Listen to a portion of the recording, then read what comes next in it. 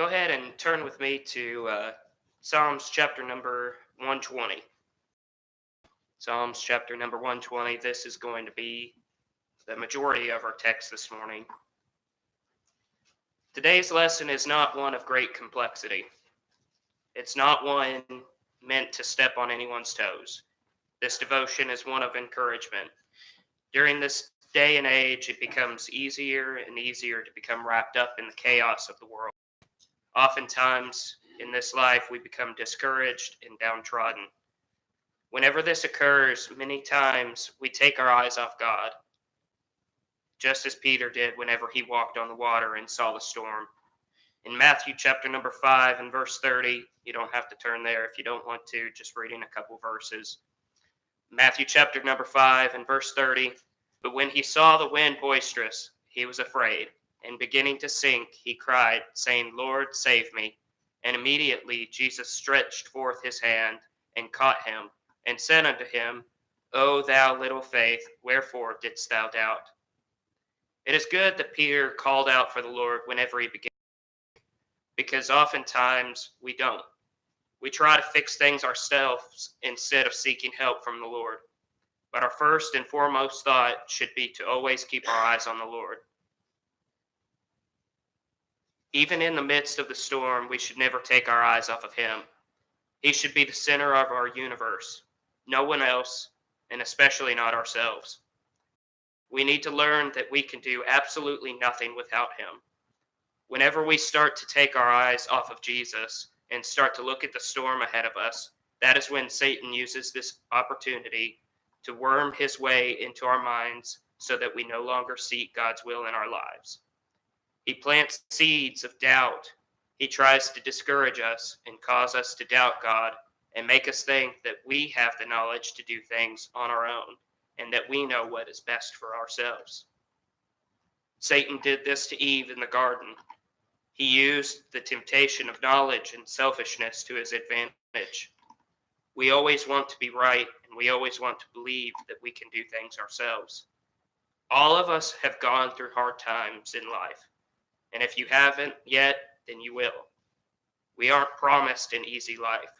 We aren't promised that if we do good in this life, that we will no hardship. Of sin, we will go through trials and temptations and hardships again and again. But the most important part is that we keep our eyes on Jesus. Now, go to our main text, Psalms chapter number 120, start in verse number 1. In my distress, I cried unto the Lord, and he heard me. There are two important things to look at in this verse. The first is the fact that in our times of distress, our first reaction should be to cry unto the Lord. Our problems will never begin to heal until we give it to the Lord first. No, the Lord will not always take away our problems right away, but he will help you to stand when you think the problems will overwhelm you. We need to give our problems over to the Lord and stop worrying about things that we can't do anything about. I worry a lot. I worry all the time about the future and things that lie ahead.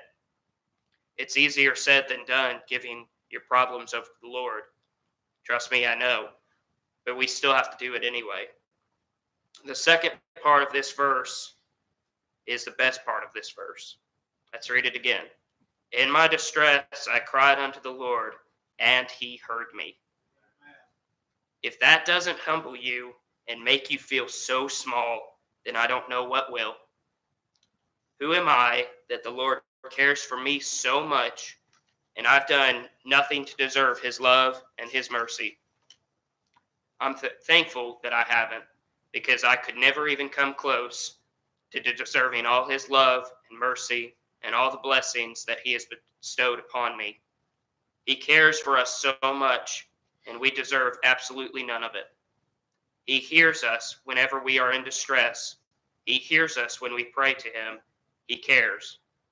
I think Derek has talked about this before, but in John chapter number 11, verse 35, the shortest verse in the Bible, Jesus wept. The shortest verse in the Bible, but it packs so much meaning. Jesus knew that he was going to raise Lazarus from the dead. He knew that everyone's sorrow would be soon washed away by his miracle. Yet whenever he saw how upset they were, he felt their pain and he wept. He cares when we are in pain, just as much as he did for them. Continue number 2 in our main text. Deliver my soul, O Lord, from lying lips and from a deceitful tongue. What shall be given unto thee, or what shall be done unto thee, thou false tongue? Sharp arrows of the mighty, with coals of juniper. Woe is me that I sojourn in Mesech, that I dwell in the tents of Kedar. My soul hath long dwelt with him that hateth peace. I am for peace, but when I speak, they are for war. Even when it feels like the whole world is against you, every time you speak that it feels like the world is ready for war against you and all that you stand for, God is there to help you. Just keep your eyes on him and he will see you through. This world is getting worse and worse, and it feels like any time that a Christian tries to rise up for what is right, the world turns against them. That is what I see in these verses. Keep your eyes on the Lord. Continue. We're going to go to chapter number 121 in Psalms. Start in verse 1. I will lift up mine eyes unto the hills, from whence cometh my help. My help cometh from the Lord, which made heaven and earth. He will not suffer thy foot to be moved. He keeps us planted firmly where we are supposed to be. He gives us strength to stand when we can no longer stand. Continue in verse 3. He that keepeth thee will not slumber. Behold, he that keepeth Israel shall neither slumber nor sleep. The Lord is thy keeper. The Lord is thy shade upon thy right hand. All the sleepless nights that we may have, all the things that keep us up at night and worries us and cause us to remain awake, the Lord is always awake. He never slumbers. He is always there for us to talk to him. He hears us. To bring our burdens and our doubts to him, he never tires of us asking for help. He welcomes it. He keeps us where we need to be. Continue in verse 6. The sun shall not smite thee by day, nor the moon by night. The Lord shall preserve thee from all evil. He shall preserve thy soul. The Lord shall preserve thy going out and thy coming in from this time forth, and even forevermore. Whenever you are feeling the weight of the world upon your shoulders, read these 2 chapters. They have greatly helped me when I needed them, and I pray that they have been an encouragement to you. He preserves us from all evil, and he preserves our souls. We need to keep our eyes on the Lord, and he will see us through. He hears us, and he cares. Brother Reese, you lead us in a word of prayer.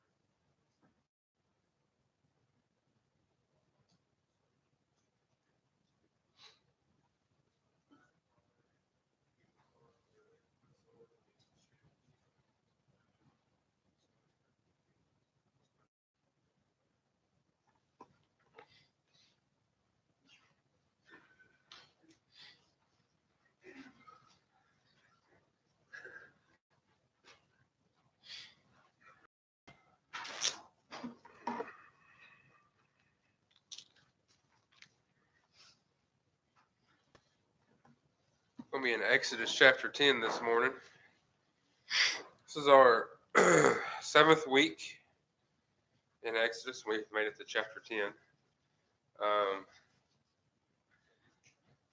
As I was restudying some of this morning, I want us to kind of remember today that, God's work is no secret. And that's kind of something I want to bring out. Exodus 10, let's start reading in verse 1. It says, And the Lord said unto Moses, Go in unto Pharaoh, for I have hardened his heart and the heart of his servants, that I might show these my signs before him. So this is redundant for us. I mean, we've read this for the last 7 weeks where God told Moses what to do. And it seems a lot like we're studying the same thing over and over again. But each one of these plagues were different. Each one of them had a different purpose. Each one of them, we may both witness something and it affect you differently than it affects me. So, yeah, these same things keep happening over and over again, but maybe certain people drew faith or from one of the plagues that nobody else got anything from. And then something else came up and somebody else drew strength from that. But it's no secret what God can do, what God will do, and it should be no secret what God has done for you. Verse 2, it says, That thou mayest tell in the ears of thy son and of thy son's son what things I have wrought in Egypt, and my signs which I have done among them, that ye may know how that I am the Lord. Anytime you see that thou mayest tell in the ears of thy son and thy son's son in the Bible, pay attention.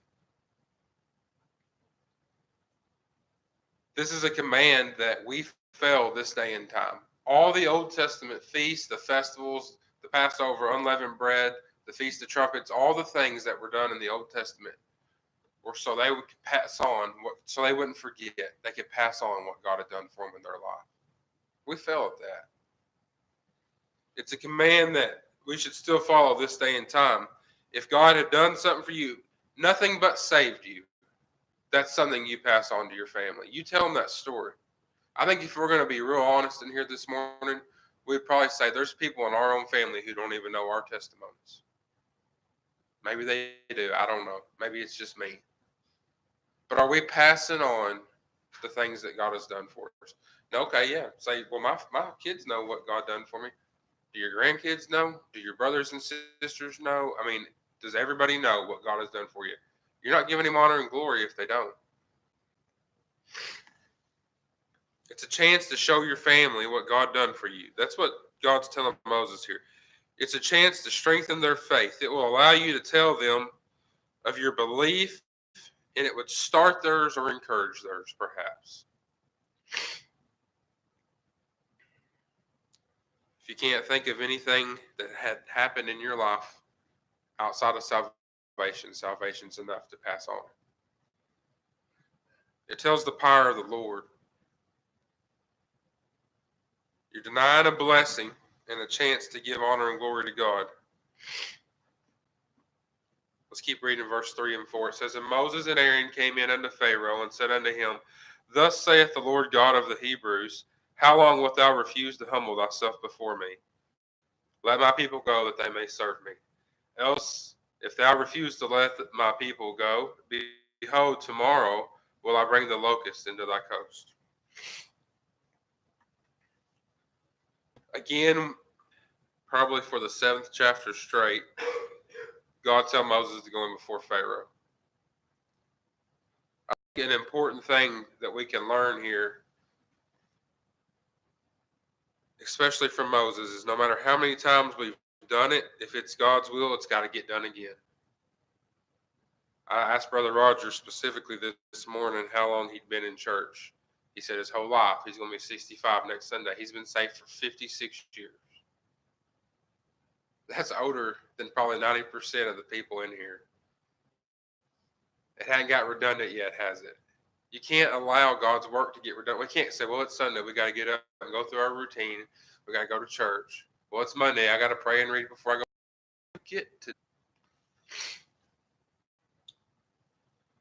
We can't allow things in our life to just become a routine. I like routine. I like getting up, my job. I like having routine in it. It makes it easier. Sometimes routine can be a bad thing. Sometimes we need to have things, trials, to let you know that you need to depend on the God a little bit more. Verse 5, it says, "And they shall cover the face of the earth, that one cannot be able to see the earth. And they shall eat the residue of that which is escaped, which remaineth unto you from hell, and shall eat every tree which groweth for you out of the field." Anything that was left over after the storm that we studied last week, even if it was a little sprout of grass, grass weed, they'll come up pretty quick, especially after a rain like they had. Anything that's left, these locusts are going to come in and eat. Now, this thought is mine. It's not in the Word, so remember that. We don't know how close together these plagues were.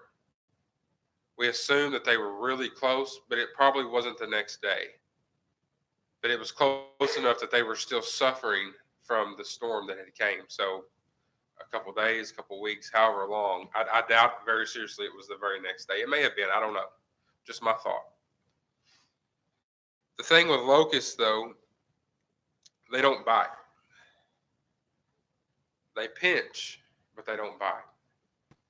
Come around, what is it, like every 12 or 14 years? I mean, they'll come out of the ground. I'll never forget, my dad and me were cutting some trees. I was probably like 20 the last time that they were really bad. And I mean, you take a tree down and you you rake. I mean, if I'm in your yard, you don't want to know that I was there. And when it's that time that they come out of the ground, after they die and leave that shell behind, you're not even raking leaves or twigs. You're just raking those things. And it stinks.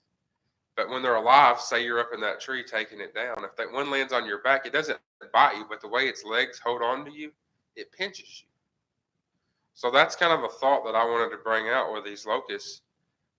It's not that nothing that God has brought forth other than maybe the storm we had was like severe.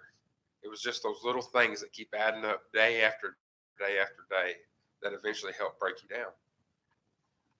Verse 6. It says, "And they shall fill thy houses, and the houses of all thy servants, and the houses of the Egyptians, which neither thy fathers nor thy fathers' fathers have seen since the day that they were upon the earth unto this day." And he turned himself and went out from Pharaoh. Egypt's seen a lot of things, but they've never seen anything like this. This is going to be one of those things that they can pass, something that never been seen.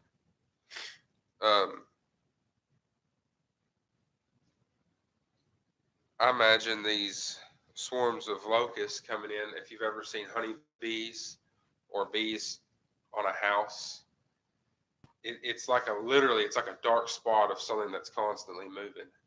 Or when we were kids, we'd be walking around the woods or the edge of a field, and there'd be a hornet's nest up there. For some reason, you wanted to throw something at it. And when they came out, they came out, and it was like dark spots in the air moving. And I don't think that the way I'm describing it does justice as to what's fixing to hit Egypt. I mean, I don't know that I could see you from here because of everything that would be flying through the air, all these locusts. Verse 7, this is a great verse for what we're studying. It says, "And Pharaoh's servants said unto him, How long shall this man be a snare unto us? Let the men go, that they may serve the Lord their God. Knowest thou not yet that Egypt is destroyed?" So we studied the last 2 weeks where God hardened not only Pharaoh's heart, but his servant's heart. But notice here, his servant said, "Let the men go." He didn't say, "Let them go." Just like Pharaoh, they were willing to compromise a little bit, but not completely. But maybe perhaps they're a little bit more humble than Pharaoh himself, because it's almost like they say, "Master, have you looked outside? Have you walked around your kingdom? Have you seen the destruction in Egypt? Not just around you, but in all the land of Egypt. Just let the men go." Everything that Moses had came in and said would happen, happened. The only way you're going to say this will happen and be 100% sure of it is if God said it's going to happen. Let's keep reading verses 8 through 11. It says, "And Moses and Aaron were brought again unto Pharaoh, and he said unto them, Go serve the Lord your God. But who are they that shall go? And Moses said, We will go With our young and with our old, with our sons and with our daughters, with our flocks and with our herds will we go. We must hold a feast unto the Lord. And he said unto them, Let the Lord be so with you, as I will let you go, and your little ones. Look to it, for evil is before you. Not so, go now ye that are men, and serve the Lord, for that ye did desire. And they were driven out from Pharaoh's presence. I was reading this, and I thought of the 2.5 tribes that stayed back instead of going into the land, the promised land. If I'm in Moses' shoes here, being a weaker man than he, I want to settle for less a lot of the time than God's best. I want to get it over with. My patience wears out. Okay, yeah, we'll just take the men and go. We'll be back. But we do. We don't hold out. Our patience, our faith isn't strong enough to wait for God to deliver us all the time. We want to get involved. And we settle for less than is best. God told Moses what to do. God told Moses what to expect. I think it's a part of mankind, a part of me where we would want to take this offer just for some instant satisfaction, instant gratification, to get over it, to move on. Maybe it's becoming redundant in our life. But if it's not God's will, we're better off suffering than we are getting relief for that short period of time. Let's keep reading in verse 12. It says, And the Lord said unto Moses, Stretch out thine hand over the land of Egypt for the locusts, that they may come up upon the land of Egypt and eat every herb of the land, all that the hail hath left. And Moses stretched forth his rod over the land of Egypt, and the Lord brought an east wind upon the land that day, and all that night. And when it was morning, the east wind brought the locusts. Let's reread verse 6 now that we read those. It says, And they shall fill thy houses, and the houses of thy servants, and the houses of all the Egyptians, which neither thy father nor thy father's father have seen since the day that they were upon the earth unto this day.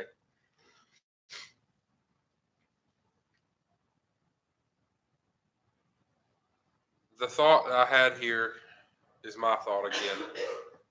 God could have made new locusts to bring into the a bajillion locusts into existence that very moment that Moses raised his rod. Okay? But it said he brought an east wind. So this is my thinking.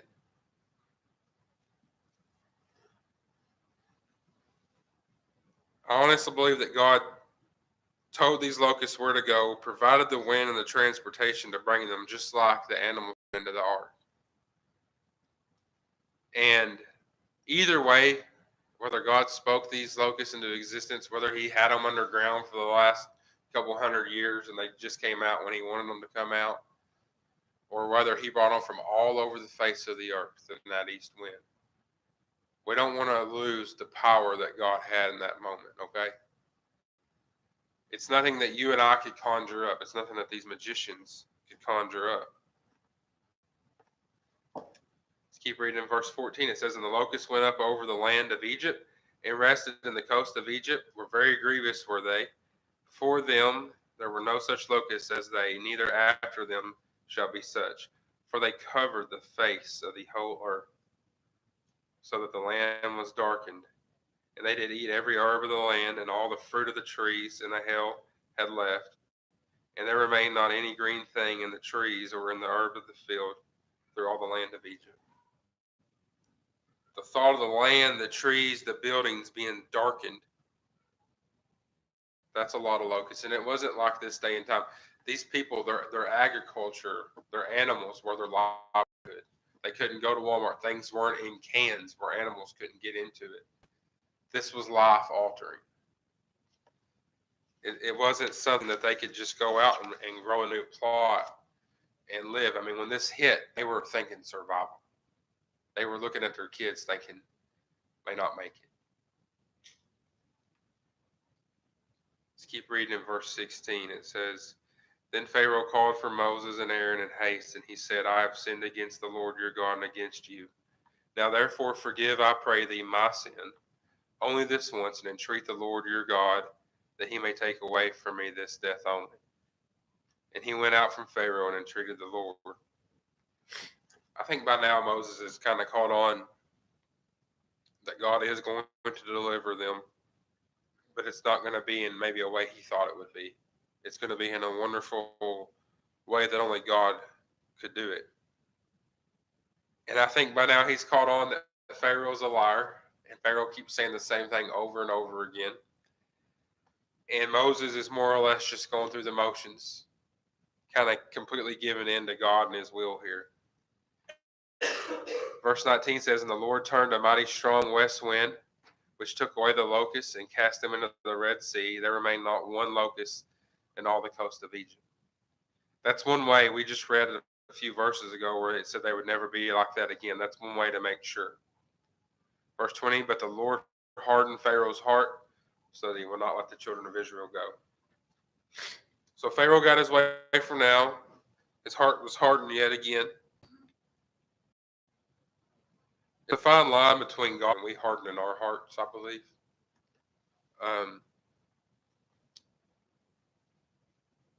I say that, how many times have you been in an argument with someone, probably your spouse, and just knowing that if you, it just keeps getting more, it's escalating, okay? And all you have to do is say, I'm sorry, I don't want to fight. I love you. And it's not going to be instantly. At least you completely took it from the direction it was going in and stopped it. But you only want to lose so many fights.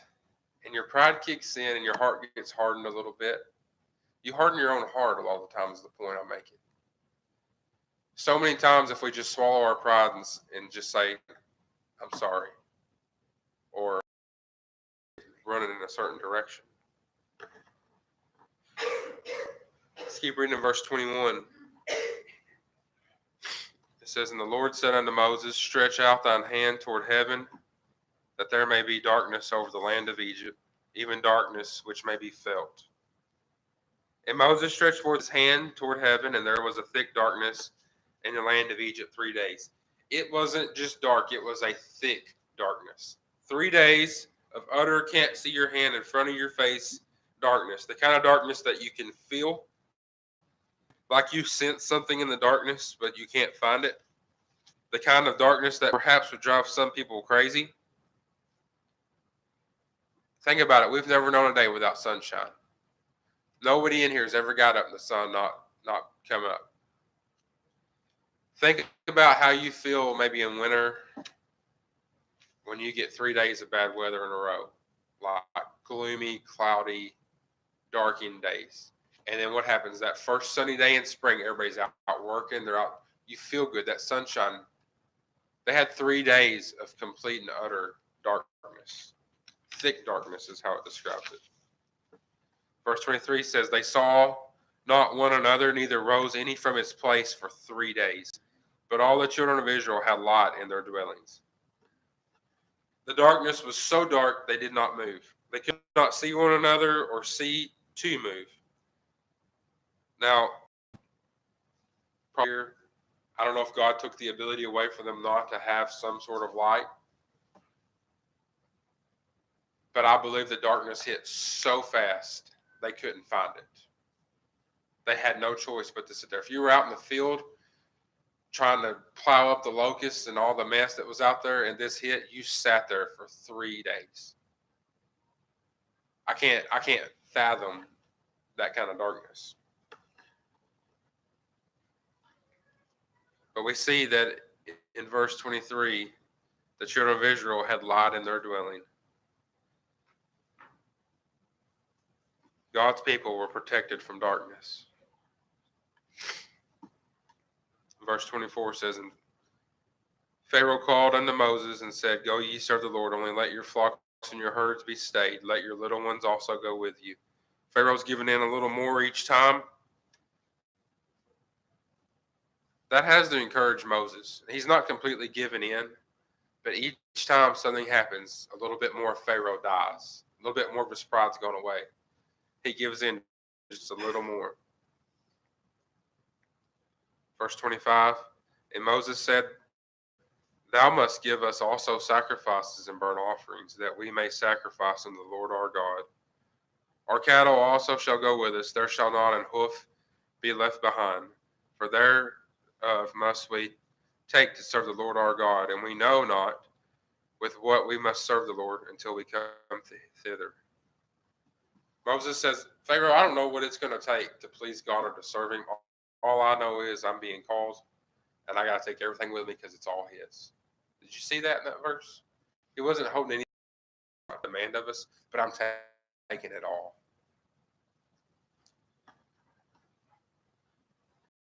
A little less first time he went in before Pharaoh.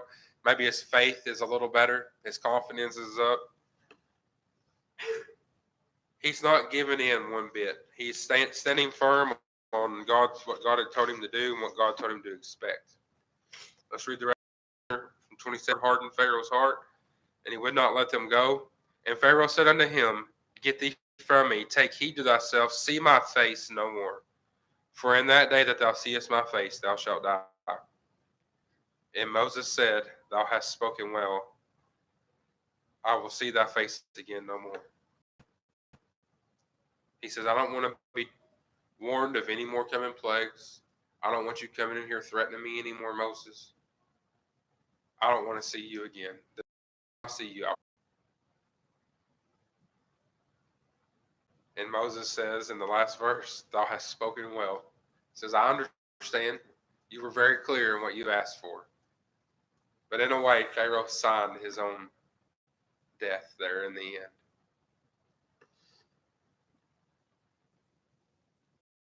Imagine the world or Egypt without God's people in it. Imagine that darkness.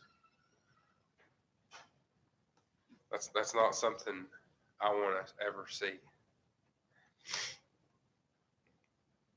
Let's keep reading through chapter 11. It says, And the Lord said unto Moses, Yet will I bring one plague more upon Pharaoh and upon Egypt. Afterwards he will let you go hence.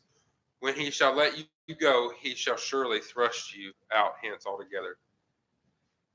When God told Moses one more plague and he's going to let you go, can you imagine what Moses felt at that point? Finally, it's here. You know, we're going to get out of here. We're going to be free. We're going to go to better things. It's always one more thing to do, though. Let's keep reading in verse 2 and 3. Speak now in the ears of the people, and let every man borrow of his neighbor, and every woman of her neighbor, jewels of silver and jewels of gold. And the Lord gave the people favor in the sight of the Egyptians. Moreover, the man Moses was very great in the land of Egypt, in the sight of Pharaoh's servants, and in the sight of the people. Borrowing valuables. Favor was given just like with Joseph. I think we studied that a couple months ago, where God had literally given Joseph favor with everyone that he was around. Favor is a God-given thing. It's not something that you and I earn. I mean, our co-workers, the sales we make, the jobs we get, it's given of God. It's not because I got such a great personality. I guarantee you that's not it. God gives favor. God gives us favor in others' eyes.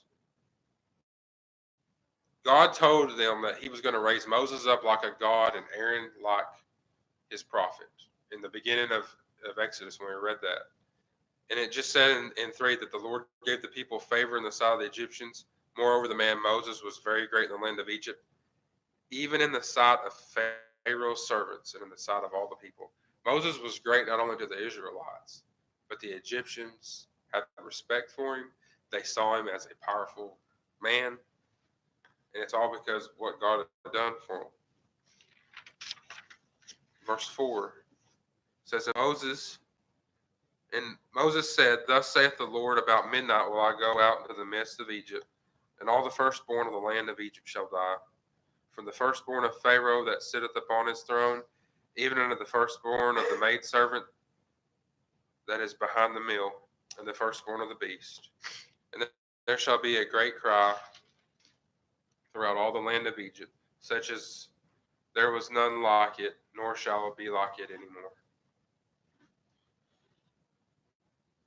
God's going to maybe a better one than this. and we're getting ahead of ourselves. But for them to have that salvation, they have to do it God's way.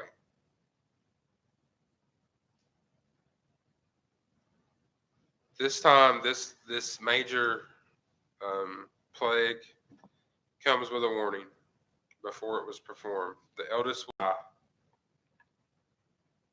We know there's going to be great cries, great trials, great tribulations that are going to come from this. This is going to be, think about all the things Job went through and what Satan himself said. He could take away his things, but when he started hitting his family, it hurt him a little more. When it hit him, his health, it broke him.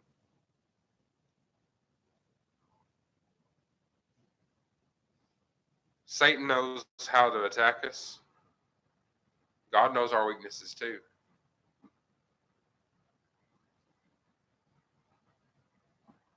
We tend to think we can hide a lot of things from God. We want to soften up our prayers, try to soften up our sin confession sometimes when we, forgive me of this, Lord, it wasn't that big of a deal, but I was wrong. No, it was sin. We forget that.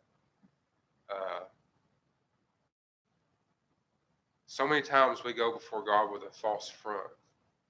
Maybe we're trying to impress him. Maybe we try to be lowlier than we really are. God knows our heart, and if Satan knows how to get to us, God knows how to get our attention. We need to remember that. If money is too important to you, God will hit you in your pocketbook. I mean, he knows how to get a hold of us. Verse 7, Israel shall not have done against man or beast. Ye may know how the Lord doth put a difference between the Egyptians and Israel. God says you're different, and the reason you're different is because I chose you. That's as simple as that. There's no other reason. God chose them. God made a promise. God was going to keep that promise. It started with Abraham, and it came down. Verse 8, it says, And all these thy servants shall come down unto me, and bow down themselves unto me, saying, Get thee out, and all the people that follow thee, and after that I will go out. And he went out from Pharaoh in a great anger. And the Lord said unto Moses, Pharaoh shall not hearken unto you, that my wonders may be multiplied in the land of Egypt. And Moses and Aaron did all these wonders before Pharaoh, and the Lord hardened Pharaoh's heart, so that he would not let the children of Israel go out of his land. God's telling Moses what's going to happen. Pharaoh's not going to listen to you. I'm going to be shown great here. I go back to verse 2. When we read these plagues, all this was for God's honor and glory.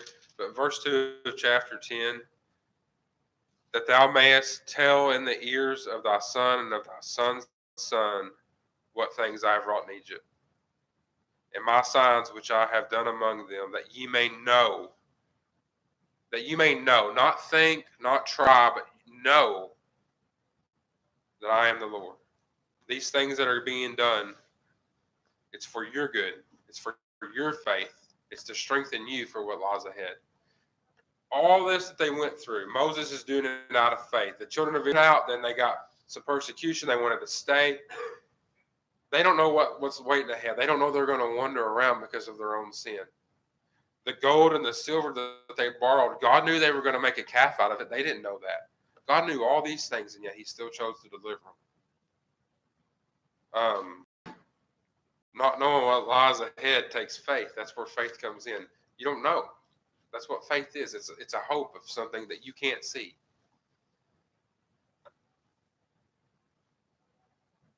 I don't want to be an Israelite when it comes to wanting to be free, and then when the trials of life hit me, wanting to go back to the way things were, wanting to go back into bondage.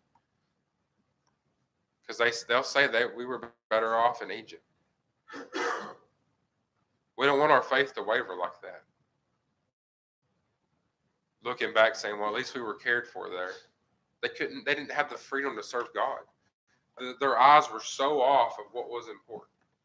They'd rather be a slave in Egypt that could not serve God than to be wandering around the wilderness, but free to serve him anytime and anywhere he chose for them.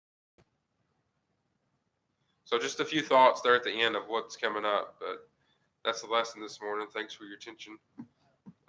Brother Tyler, would you dismiss us?